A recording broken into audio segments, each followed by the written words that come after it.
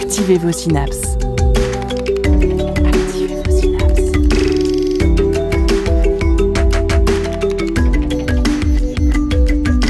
Poussez la porte du Labo des Savoirs et entrez dans un monde de science et d'expérience. C'est le Labo des Savoirs.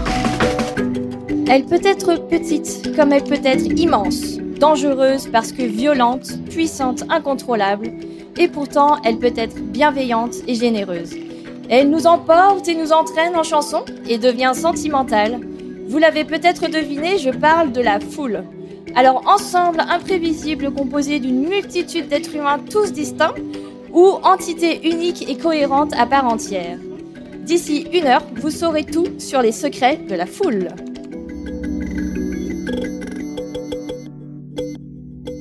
Et bienvenue au Labo des Savoirs. Aujourd'hui, émission un peu méta, car nous enregistrons une émission sur la foule, en public, au milieu de la foule.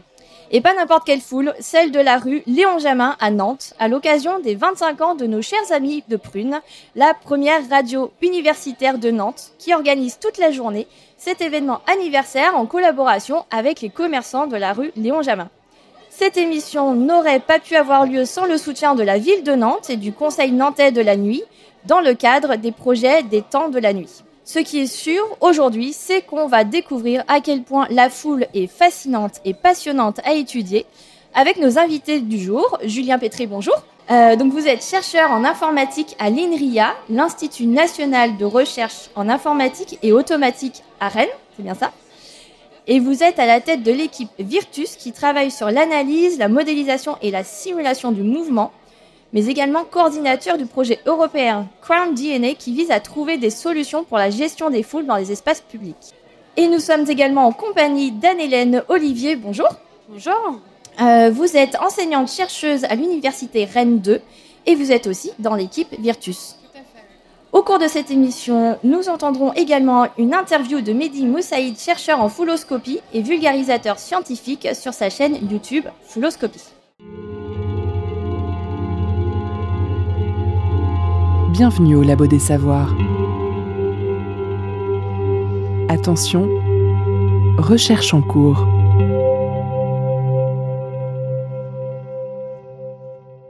Alors la foule, qu'est-ce que c'est vraiment ? On la côtoie tous les jours, notamment aux heures de pointe, pour peu qu'on se déplace à l'extérieur de chez soi, et elle rentre dans notre routine et on n'y fait plus attention. Mais quand on commence à s'y intéresser, on s'aperçoit de plein de petites choses. Et alors quand c'est son sujet de recherche comme vous, Anne-Hélène Olivier et Julien Pétré, j'imagine que le quotidien devient beaucoup plus intéressant. L'étude des foules et de leurs mouvements, c'est pas une discipline scientifique la plus connue. Pourtant, c'est un vrai sujet de recherche depuis plusieurs années. Julien Pétré, en quoi consiste la recherche des foules ? Nous, en tant que numériciens, on se penche sur la foule avec l'idée de la modéliser et de la simuler. Et simuler la foule, ça peut permettre, par exemple, de prédire ses comportements. La foule en tant qu'objet d'étude, qu'est-ce que c'est ? Est-ce qu'elle a certaines caractéristiques ? Est-ce qu'il y a différents types de foules ? Il y a autant de foules différentes que de foules. Chaque foule est unique en un sens, c'est-à-dire que effectivement la foule qu'on va trouver, par exemple aux abords d'un stade de foot, à la veille d'un match, ou dans une gare avec des foules de passagers, ou même dans la rue aujourd'hui, à l'occasion de cet événement, vont tout être uniques. Les gens n'y font pas la même chose, ne sont pas les mêmes personnes, les mêmes catégories de personnes, et leur activité diffère, et en cela, les foules diffèrent entre elles. En faisant justement mes recherches, j'ai été étonnée de voir ce qu'on vous l'avait dit tout à l'heure. Il y a différents domaines, beaucoup sont par rapport à la physique, et notamment à la mécanique des fluides. Moi, avec mes a priori, j'aurais pensé que c'était plutôt de l'étude du comportement humain, plutôt de la psychologie. Vous êtes enseignant en informatique. Anne-Hélène Olivier, vous venez du sport. Comment ça se fait qu'il y a autant de domaines comme ça ? Comment ça se fait que ça s'entrecroise, Anne-Hélène Olivier ? En fait, on travaille sur l'humain, donc évidemment, en fonction de l'échelle qui nous intéresse, effectivement, un phénomène physique, on va regarder plutôt haut niveau. Mais dès qu'on va vouloir aller en microscopique au niveau humain, effectivement, on va avoir différents aspects, à la fois la modélisation du mouvement d'un point de vue biomécanique, mais également le contrôle moteur, la neuroscience, pour savoir comment ce mouvement est généré. Et évidemment, on va travailler sur des interactions sociales. Donc ici, le domaine de la sociologie, la psychologie va être au cœur des interactions. Donc la recherche sur les foules est par nature interdisciplinaire. Et donc du coup, au sein de votre laboratoire, il y a déjà plusieurs disciplines. Enfin, vous collaborez en fait avec d'autres laboratoires, peut-être pour. Dans l'équipe Virtus, là, on accueille à la fois des gens qui viennent du numérique. Moi, je viens même de la robotique à l'origine. Et je travaillais beaucoup sur des problématiques de planification de mouvement pour les robots. Et ça m'a amené à manipuler des modèles qui sont capables de représenter le mouvement et de calculer le mouvement. Et progressivement, je me suis intéressé à la foule. Mais dans mon équipe, on accueille également des gens issus du domaine de la psychologie ou des sciences du mouvement, comme Anne-Hélène. Et du coup, justement, par rapport à chacun de vos disciplines, je suppose que vous vous intéressez pas aux mêmes caractéristiques de la foule. Est-ce qu'il y a des choses justement en particulier par rapport au mouvement ou par rapport à l'informatique? Qu'est-ce qui vous intéresse dans la foule? Alors, tous mes collègues dans mon équipe ne travaillent pas sur la foule. Ce qui nous réunit, c'est pas tellement ça. C'est plutôt la manière dont on étudie la foule, et en particulier en utilisant la réalité virtuelle, qu'on va utiliser pour immerger des sujets dans des situations très spécifiques, donc pour ce qui me concerne, des situations de foule, et étudier leur comportement. On en revient à ce que vous disiez, qu'effectivement, c'est le comportement, comprendre le comportement humain à la fin qui nous intéresse. Donc on va le faire de manière assez fine, comme ça, et utiliser des modèles qui sont capables de capturer cette finesse. Ok, et justement, la réalité virtuelle, on va en parler plutôt en deuxième partie d'émission, mais ça va être très très cool de parler de ça.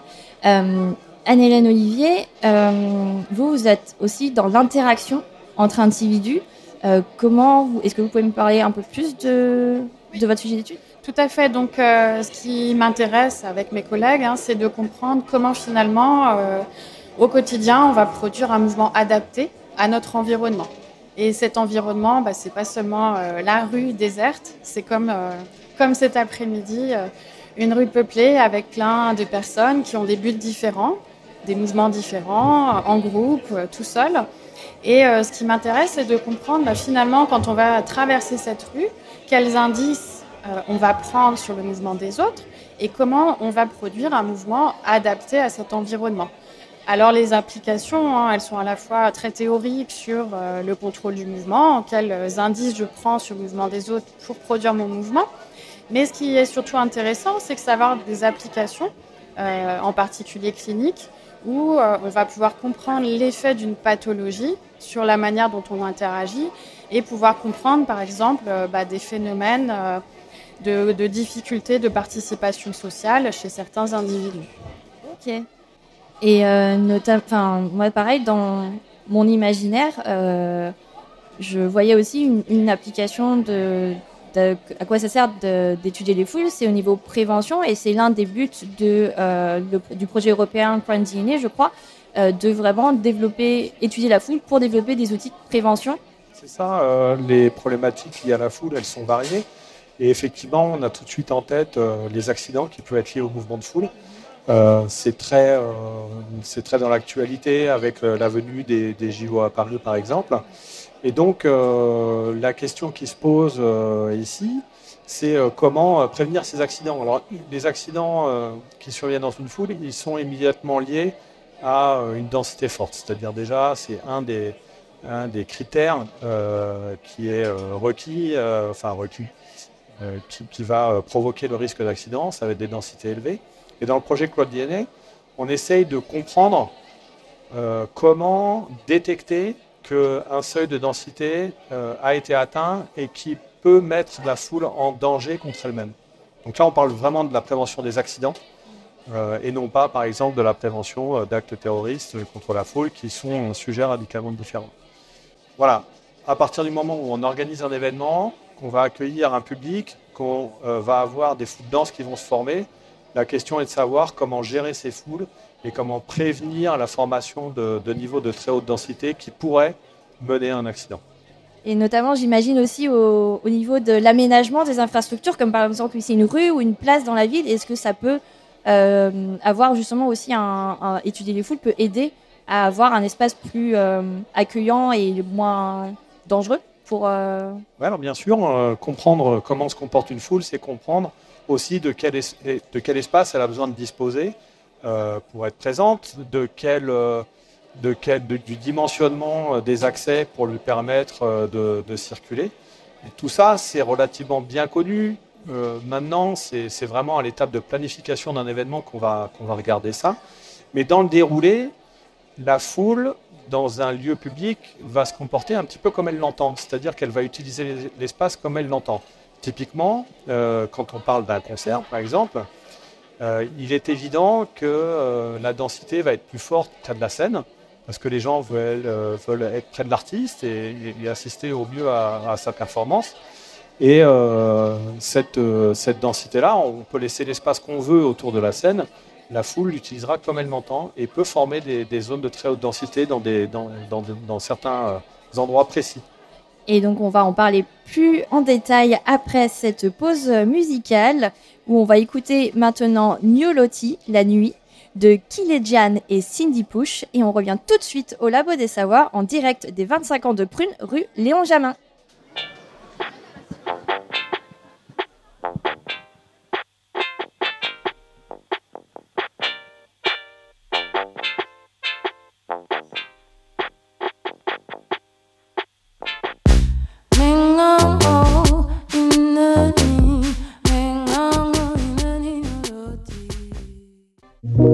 Écoutez la recherche et ses chercheurs au Labo des Savoirs. C'était Gnolotti, La Nuit, de Kilejian et Cindy Push. Nous sommes de retour en plateau avec Julien Pétré et Anne-Hélène Olivier, chercheurs dans l'équipe Virtus à Rennes, et toujours avec le public de la rue Léon Jamin à Nantes. Anne-Hélène Olivier, dans votre laboratoire Virtus, pour étudier la foule, vous faites des expériences en utilisant la réalité virtuelle, on en a parlé tout à l'heure. J'ai eu la chance d'avoir essayé quelques simulations donc plus tôt dans l'après-midi. Est-ce que vous pouvez nous expliquer en quoi ça consiste ? Oui, tout à fait. Donc, l'idée sur la réalité virtuelle, donc on va mettre un casque, comme on peut utiliser pour les jeux vidéo, on utilise les mêmes outils. Et puis, on va créer des environnements virtuels dans lesquels on va pouvoir ajouter des humains virtuels qui se déplacent. Et nous, ce qui nous intéresse, c'est le comportement de l'utilisateur qui est plongé dans cet environnement immersif. Et donc, on va lui demander différentes tâches en fonction des questions de recherche qu'on se pose. Et la première étape, effectivement, dans nos travaux de recherche, ça a été de valider cet outil, puisqu'effectivement, au-delà de l'effet waouh de la réalité virtuelle, eh bien, il faut qu'on s'assure, nous, en tant que chercheurs, qu'on puisse observer des comportements en virtuel qui sont conformes à ceux observés en réel. Donc, effectivement, dans l'équipe, on a eu une grosse part d'événements expérimentaux en laboratoire, où on a nos gold standards de comportements réels d'interaction, et on va pouvoir venir comparer ces comportements à ceux observés dans les mêmes situations en réalité virtuelle. Et il se trouve que effectivement, la réalité virtuelle a montré des bonnes qualités métriques ici de mesure et de reproductivité des comportements humains. Donc en gros, quand vous mettez une personne en fait dans la réalité, avec le casque de réalité virtuelle et une personne dans la foule, vous arrivez à retrouver en fait le même type de comportement entre les deux. Ouais, tout à fait. Et ce qui est assez intéressant, en tout cas de mon point de vue, c'est que finalement, un humain virtuel qu'on sait être complètement virtuel, on va lui attribuer des normes sociales et c'est les mêmes que celles qu'on a pu observer en réel. Donc juste un exemple, en termes de proxémie, donc la proximité, la distance qu'on va maintenir avec l'humain virtuel, eh bien, selon son orientation, comme en réel, on va avoir des distances différentes. Donc on va plutôt se positionner plus loin de l'humain virtuel si on lui fait face que si on passe à côté ou derrière lui. Et c'est conforme à ce qu'on a déjà pu observer en réel. D'accord. pour avoir cette simulation aussi proche en fait de réalité, pour avoir le même type de comportement, Julien Pétré, comment vous avez obtenu des données pour simuler, comment on simule une foule? Alors, il y a plusieurs manières de le faire, mais c'est exactement l'esprit de l'équipe Virtus.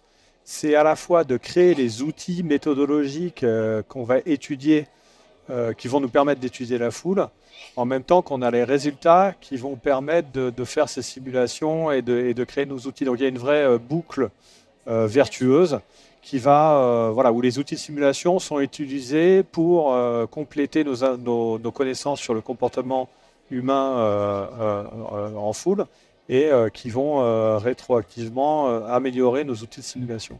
Alors comment on fait techniquement ? On utilise des techniques qui sont proches de celles du jeu vidéo. Avant tout, on va avoir des outils qui sont très spécifiques à la foule. Alors nous, on utilise beaucoup des modèles particulaires, c'est-à-dire qu'on va modéliser chaque humain comme une particule, dont on va calculer le mouvement selon quelques règles, des règles sociales, des règles physiques, qui vont se combiner et permettre de calculer des déplacements qui vont correspondre à des déplacements humains. Ensuite, donc ça c'est vraiment une représentation très simplifiée de l'humain, et bien sûr on va lui donner, pour les besoins de la réalité virtuelle, une apparence humaine, c'est-à-dire qu'on va calculer le mouvement du corps d'un personnage qui va permettre de suivre ces particules en mouvement. Donc on fait les choses en 2 étapes comme ça. Et une fois qu'on aura fait ça, on sera capable de calculer une image qui représente la foule en mouvement et qu'on va pouvoir diffuser à un participant via les technologies de la réalité virtuelle, via des casques, comme vous avez pu l'essayer tout à l'heure. Ce que j'étais ultra surprise tout à l'heure quand j'ai testé, d'avoir même des micro-mouvements par exemple, il y avait une personne qui passait très proche de moi et en fait, pour m'éviter, faisait un petit mouvement d'épaule. Et du coup, c'était plus que, pour moi, c'était vraiment plus qu'un simple personnage virtuel qui a certains gestes. Enfin, vous avez réussi à reproduire des mouvements comme ça. Est-ce qu'il y a eu des captations justement de personnes avant ? C'est ça, les mouvements qui sont effectués par nos humains virtuels, ils viennent d'enregistrements, ce qu'on appelle la capture de mouvement, qu'on va réaliser en laboratoire. On a tout le matériel nécessaire pour faire ça. On va créer des bases de données de mouvement qu'on va utiliser ensuite pour animer nos personnages. Et on peut contrôler comme ça assez finement effectivement ce que vous allez voir dans le casque. En particulier, on vous a montré aussi qu'on était capable de piloter le regard de nos personnages et par exemple de faire qu'ils vous regardent au moment où ils passent à proximité. Et ça va vraiment vous donner une impression étrange, d'une part, de faire partie de ce monde. C'est ce qu'on appelle le concept de présence.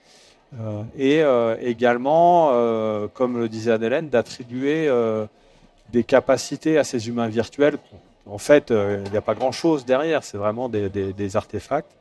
On va leur attribuer beaucoup d'humanité, alors qu'ils en ont assez peu finalement. Oui, et en fait, l'impression, même si on sait que c'est que des personnages virtuels, on a vraiment cette impression, parce que vous pouvez jouer également sur la densité. On en parlait tout à l'heure sur la densité du nombre de personnes autour de nous au mètre carré.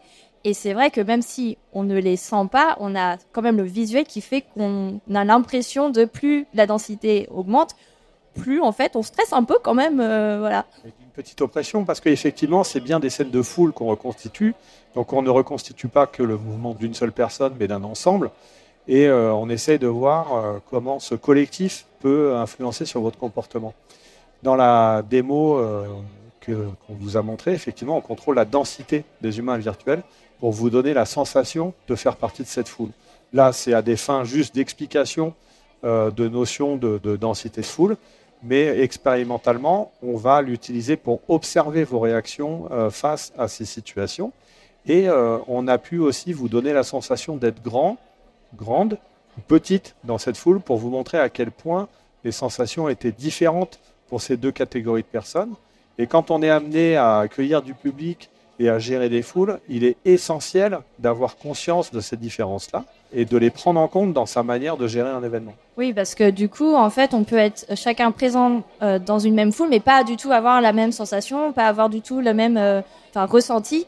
Et en fait, justement, comment vous mesurez la sensation des personnes, justement, grâce à votre réalité virtuelle? Il me semble que vous me parlez tout à l'heure vous pouvez capter le regard des personnes qui utilisent la réalité virtuelle. Aujourd'hui, avec la réalité virtuelle, on a beaucoup plus travaillé sur des questions de navigation dans les foules, c'est-à-dire comment on se repère dans une foule, comment on décide de son chemin, comment on interagit avec les autres pour parvenir à sa destination. C'est des questions qui sont essentielles, par exemple, pour la gestion des flux, c'est de comprendre comment les gens se déplacent à partir du moment où ils sont en nombre élevé. Et donc, ce qu'on a pu démontrer, effectivement, c'est qu'il y avait un très fort lien entre l'activité du regard et la locomotion. C'est-à-dire que, typiquement, ça nous permet de comprendre, en observant où vous regardez, de comprendre avec qui vous interagissez dans une foule. Une foule, c'est une possibilité infinie d'interaction. Le tout est de savoir qui interagit avec qui et un peu pourquoi. Et ça, le regard est un indice fort pour la compréhension de ce comportement. Vous avez une partie de vos expériences que vous faites avec la réalité virtuelle en laboratoire, mais je sais aussi que vous faites des expériences grandeur nature sur le terrain, et notamment au Hellfest. Est-ce que l'un de vous deux peut m'en parler un peu plus ? Oui, on peut parler d'abord des limitations de la réalité virtuelle et pourquoi on a besoin d'aller sur le terrain. Tout à fait. Donc, c'est vrai que la réalité virtuelle, comme je vous l'ai dit tout à l'heure, on arrive à avoir qualitativement des comportements comparables au réel. En revanche, il y a encore des défis à résoudre, en particulier en lien avec le contexte environnemental. Effectivement, interagir dans cette rue où on vient assez détendu pour passer un beau moment et aller à la gare, voilà, on a un contexte différent. Et puis en réalité virtuelle, on ne sait pas encore reproduire cette foule dense avec des contacts physiques. Donc effectivement, on a besoin aussi d'avoir nos références réelles avec des vrais contextes, des gens qui ont des buts spécifiques pour aller plus loin en fait dans nos modélisations et notre compréhension du comportement et de l'influence de ces contextes environnementaux. Ouais. Ce qu'il faut comprendre dans l'étude des foules, c'est que de manière un peu surprenante, on dispose de très peu d'éléments, on dispose de très peu de données pour comprendre ces foules-là, pour savoir les décrire, savoir les étudier, savoir les analyser. Il y a des raisons à la fois techniques et légales qui nous empêchent d'avoir ces données nombreuses, mais dans certaines conditions, on peut effectivement vouloir se rendre sur le terrain et disposer de ces observations. Alors moi, je fais souvent le lien avec l'astronomie. On ne pourrait pas imaginer des astronomes qui étudient le système stellaire sans aller observer les étoiles. Et de la même manière, on va vouloir aller étudier des foules sur le terrain parce que c'est comme ça qu'on peut savoir ce qu'elles font réellement sur le terrain. Le Hellfest, c'est un choix. C'est un choix qui nous permet d'observer des foules très denses. C'est un événement de très grande dimension où il y a des problématiques de gestion de foule et de gestion de flux qui sont très intéressantes pour nous.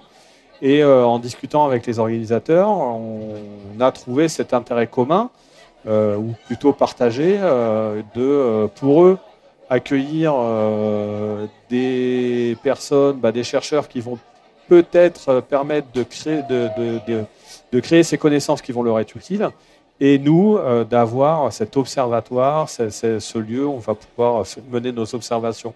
On ne mène pas aujourd'hui des expériences à proprement parler au Hellfest, on fait essentiellement de l'observation, on apprend à observer. On est en train de créer là, pour revenir à l'astronomie, on est en train de créer notre lunette astronomique pour recueillir des données de manière techniquement et légalement adéquate.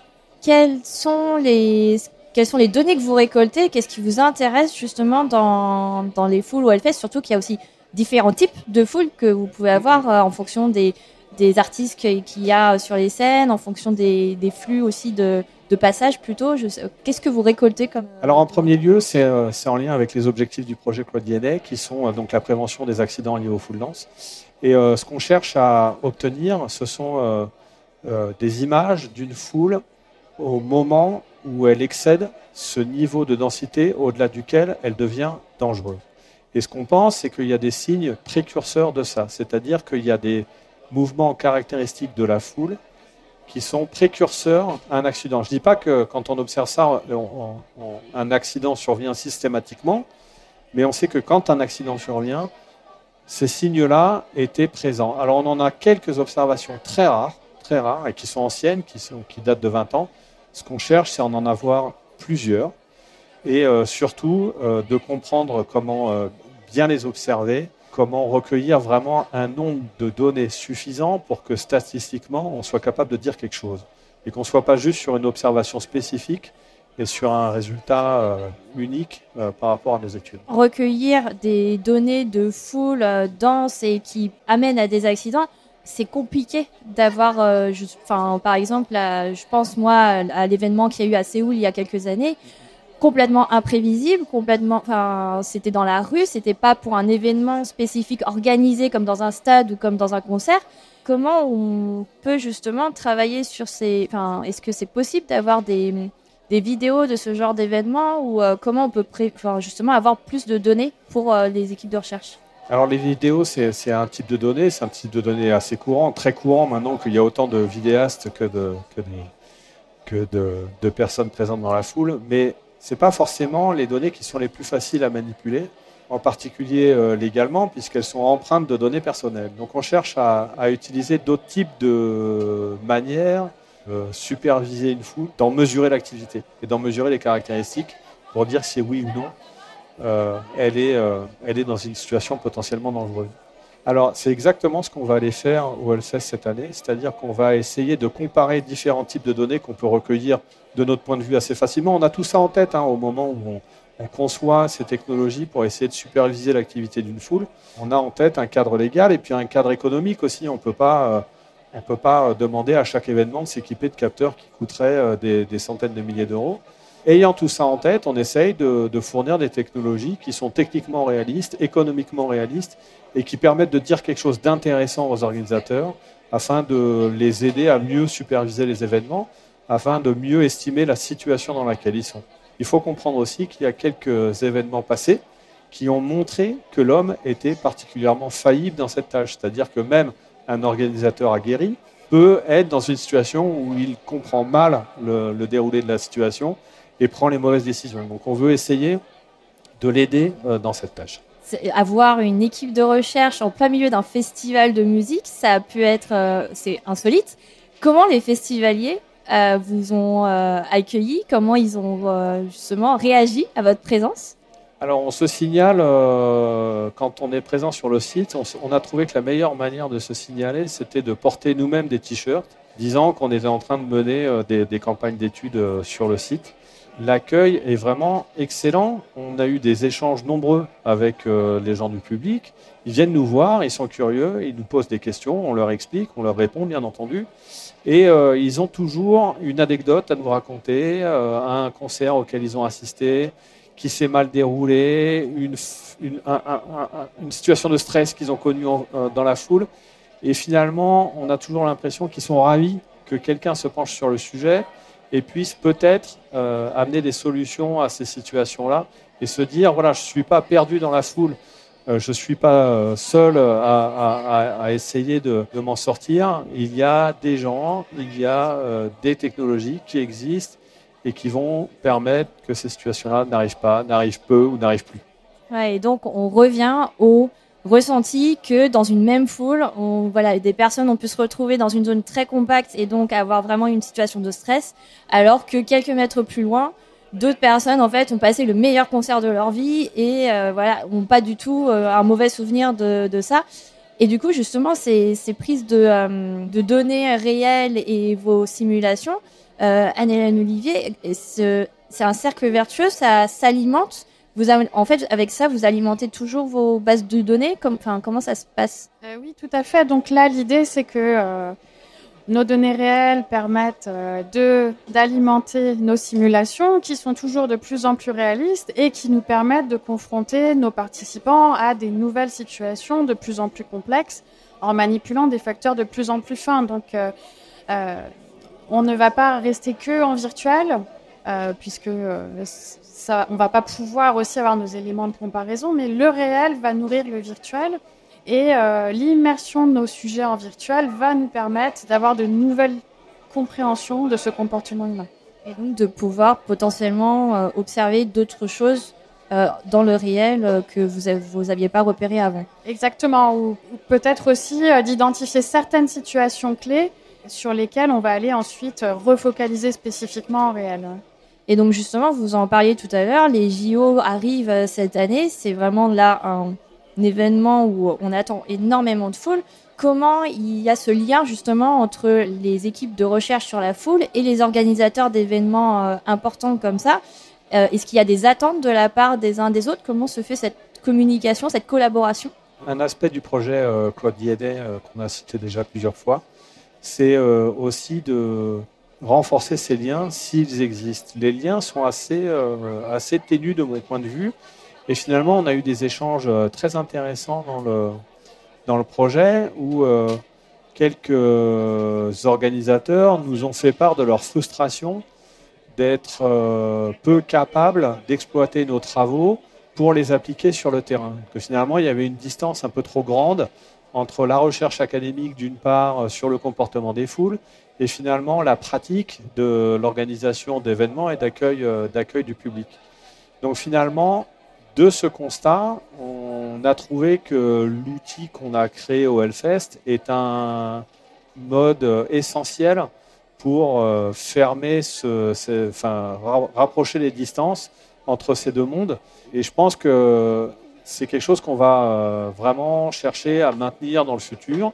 J'espère qu'on pourra, j'en discute bien sûr avec les organisateurs du Hellfest régulièrement, mais je crois qu'il y a une vraie volonté de maintenir cet outil, de l'ouvrir, de l'utiliser de manière plus large avec d'autres équipes qui pourraient s'impliquer et mener des recherches sur le terrain, avec nous qui pouvons vraiment conseiller ces équipes techniquement et aussi sur le plan scientifique sur comment amener leurs recherches sur ce terrain-là.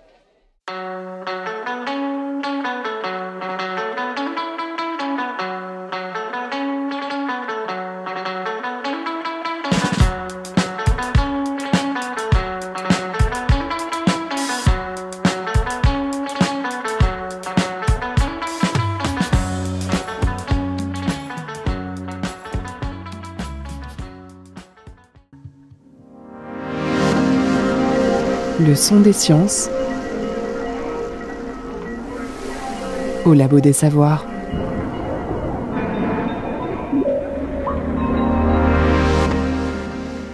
De retour au Labo des Savoirs, nous parlons toujours de foule et Pierre Martin, bénévole au Labo des Savoirs, nous a rejoints. Nous sommes désormais en compagnie de Mehdi Moussaïd. Bonjour. Bonjour. Vous êtes chercheur en sciences cognitives à l'Institut Max Planck à Berlin. Vous vous intéressez au sujet des foules depuis de nombreuses années et notamment à travers 3 axes, le déplacement des foules, l'intelligence collective et la contagion sociale. Pour préparer notre émission, on a fait nos recherches au Labo des Savoirs. En effet, Mélissa, on s'est aperçu que l'étude des foules était en grande partie reliée à la physique. D'instinct, j'aurais plutôt dit que ça relève de la psychologie ou du comportement humain. Pourquoi la physique ? Oui, c'est vrai que la physique est une des disciplines qui domine beaucoup. Alors, c'est vraiment un sujet très interdisciplinaire. Il y a plein de domaines de recherche différents qui vont se mélanger. Mais les physiciens, ils dominent pas mal. Alors, il y a plusieurs raisons à ça. Il y a un côté un petit peu historique. C'est-à-dire qu'à l'origine, si on revient dans les années 50, c'était principalement une science d'ingénieur. C'était même pas vraiment une science. C'était vraiment des mesures très pratiques des urbanistes qui mesuraient les flux, les déplacements, les vitesses de marche pour pouvoir adapter les centres-villes. Et puis, progressivement, on s'est rendu compte qu'il y avait une analogie assez étonnante entre le déplacement des foules et la mécanique des fluides. Et il y a un physicien en particulier dans les années 70 qui s'appelle Leroy Anderson, qui est le premier qui a vraiment publié sur le déplacement des foules et qui a dit dans cet article, qui disait mais et si on imaginait qu'une foule dans une rue est comparable à un liquide dans un tuyau, est-ce qu'on pourrait aller plus loin? Et la réponse était oui.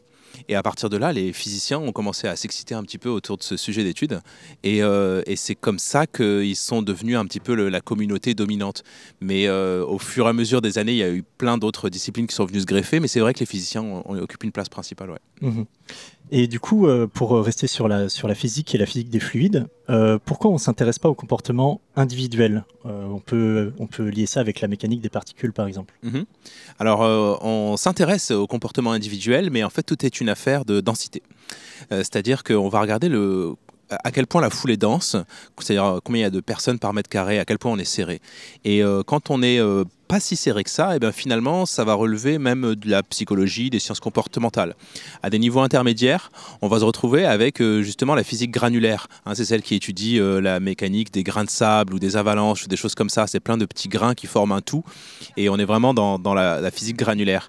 Et si on continue à pousser la densité, ben finalement on va tomber dans des choses qui sont beaucoup plus macroscopiques. Ça veut dire qu'on va ignorer un petit peu les petits composants pour étudier l'ensemble et donc la mécanique des fluides. Et finalement, c'est pas si étonnant que ça, parce que imaginez-vous être dans une foule, et en fait, si c'est très serré, finalement, ce que vous avez envie de faire, ça n'a pas d'importance. Si j'ai envie d'aller à droite, j'ai envie d'aller à gauche, bah, de toute façon, je peux pas, parce que je suis trop serré, je suis obligé de subir les pressions physiques que vont m'imposer mes voisins, et à ce titre, eh ben, je vais ressembler à une particule, et donc ma liberté de mouvement, mon libre arbitre est complètement réduit à zéro. Donc finalement, c'est le tout qu'il faut étudier à ce moment-là.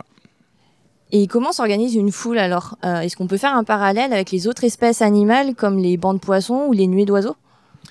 Oui, absolument. Alors, on va être plutôt sur des niveaux de densité intermédiaires, mais tous ces systèmes, donc les animaux sociaux, les gens, les poissons, etc., font partie de la même famille de systèmes qu'on appelle des systèmes complexes auto-organisés. C'est un terme un peu technique, un peu moche, mais bon, c'est la même famille de systèmes. Et effectivement, il y a beaucoup de labos interdisciplinaires qui vont étudier ces différents systèmes ensemble. Moi, par exemple, j'ai fait mon doctorat dans un laboratoire à Toulouse, au département de biologie, et effectivement on passait d'une espèce à l'autre, parce que ce qui nous intéressait, c'était pas vraiment l'espèce en soi, c'était le comportement collectif. Et donc on trouve des phénomènes semblables entre une foule de piétons et une colonie de fourmis, par exemple. Ils forment des sortes de petites autoroutes sur les pistes de déplacement, les fourmis aussi bien que les gens. On trouve des parallèles avec les troupeaux de moutons, avec les bancs de poissons, en particulier autour de ces effets d'imitation et d'amplification. Et donc il y a des mécanismes qui sont semblables, et donc tout ça, ça fait partie de la même famille de systèmes. Et évidemment, il y a des différences aussi, et c'est ça qui rend le truc intéressant. Et justement, on peut observer un banc de poissons qui réagit à l'arrivée d'un prédateur. Comment ça se passe pour une foule d'humains? Parce qu'on peut pas recréer, on peut pas mettre les gens en danger. Comment on peut reproduire ça? Il y a effectivement, alors d'un point de vue empirique, on peut observer des choses qui ressemblent beaucoup. Ce sont les mouvements de panique. Par exemple, dans une ville qui vient de subir un attentat terroriste, dans les jours qui suivent, les semaines, les mois qui suivent, des fois on va observer des mouvements de panique. Donc il va y avoir quelqu'un dans la foule qui va prendre peur parce qu'il suspecte une nouvelle attaque, et la personne commence à courir en criant, et les voisins vont faire pareil, et les voisins des voisins vont faire pareil, et on va se retrouver avec toute une foule qui fuit. Alors souvent c'est une fausse alerte, mais disons que la mécanique est un peu la même. Chez les poissons, on appelle ça de la vigilance collective. On le retrouve aussi chez les gazelles dans la savane. Vous savez, quand il y en a une qui commence à s'enfuir, les autres font pareil.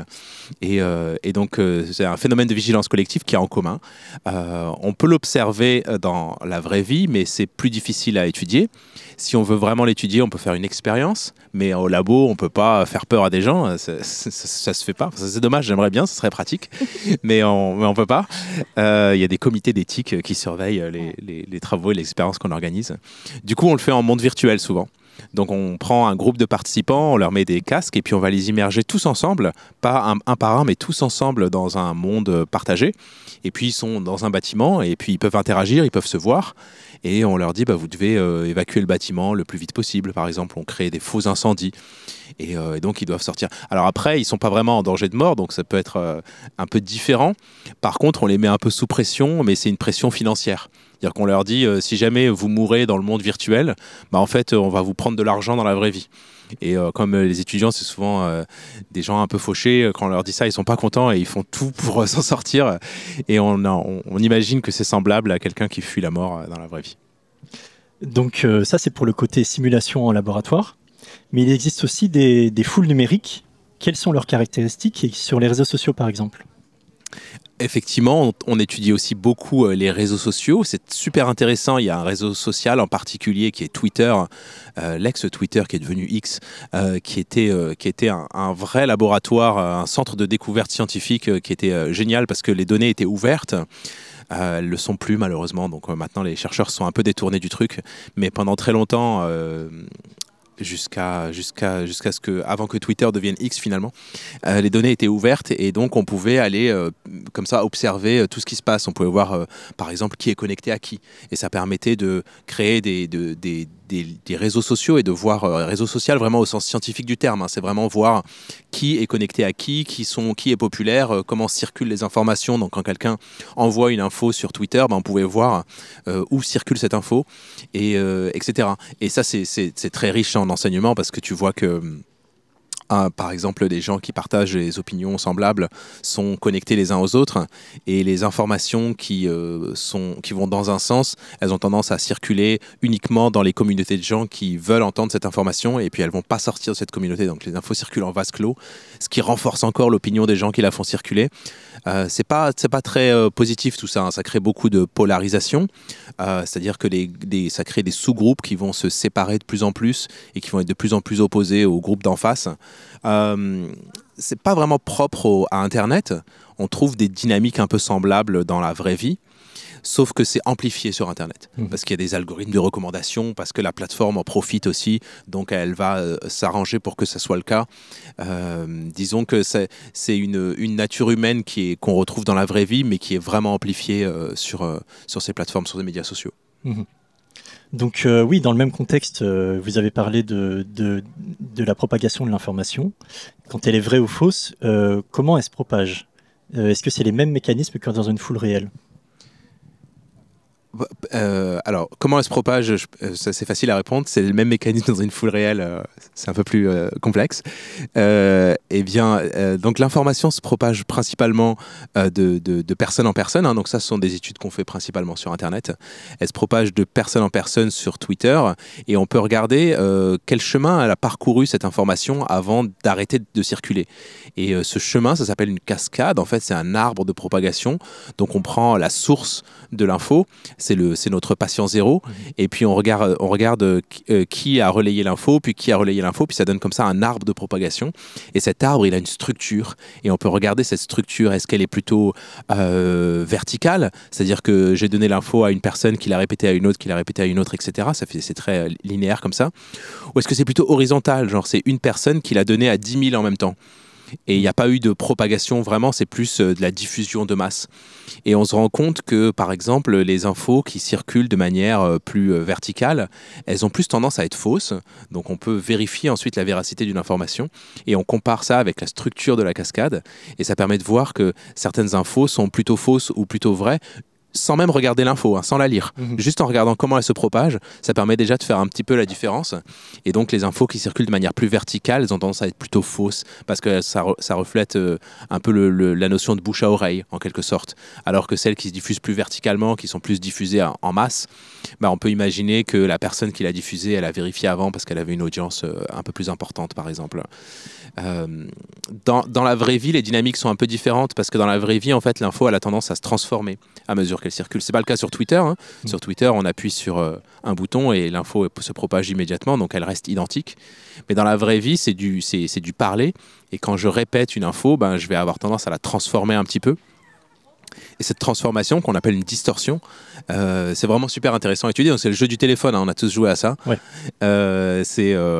Mais en fait, nous, on organise des jeux du téléphone, mais en laboratoire. Donc évidemment, c'est super drôle à regarder et à étudier aussi.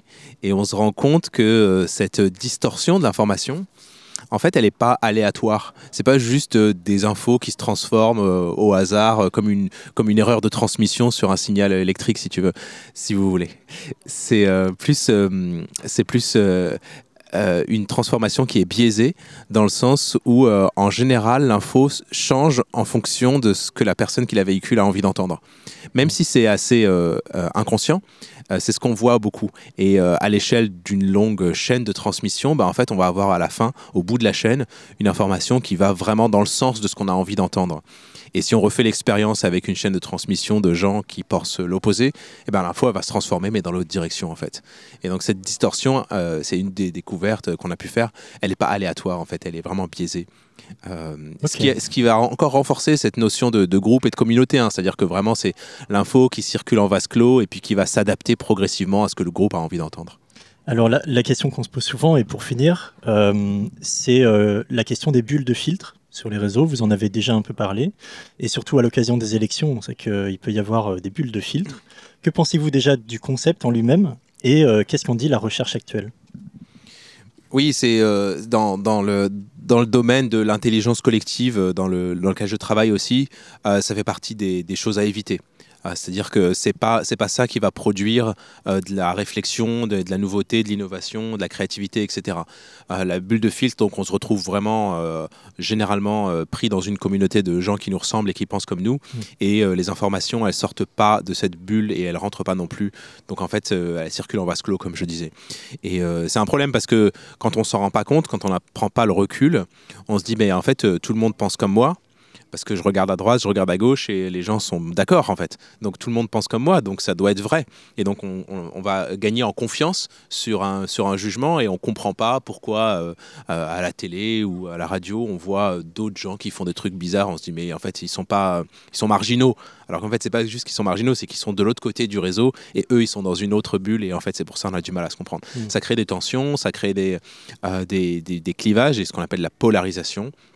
Donc tout ça, c'est pas des choses qu'on a tendance à recommander dans le domaine de l'intelligence collective, qui est plutôt encouragé par la diversité des jugements, par exemple, ou le fait d'avoir un temps de parole qui est à peu près équilibré, donc écouter autant qu'on parle, ce genre de choses.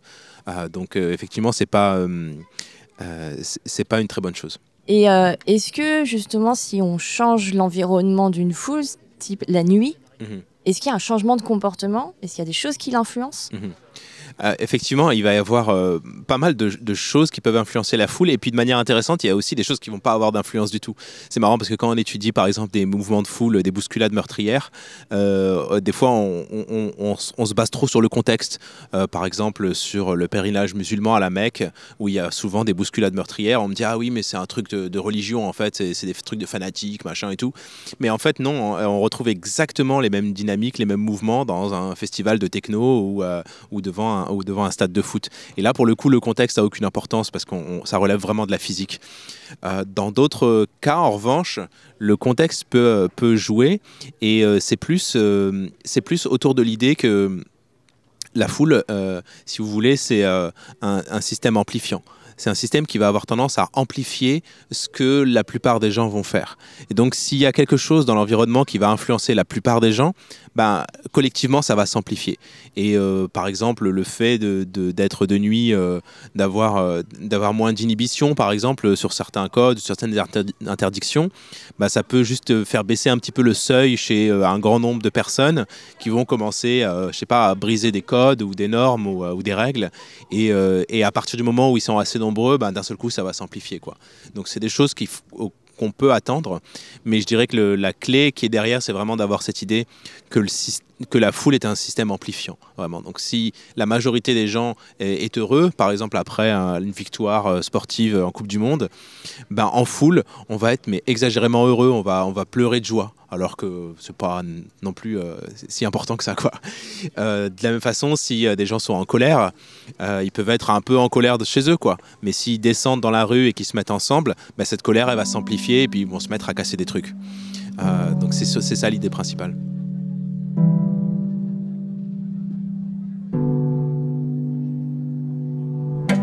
Notre émission consacrée aux foules touche à sa fin. Merci beaucoup à nos invités, Anne-Hélène Olivier, Julien Pétré et Mehdi Moussaïd d'avoir répondu à nos questions.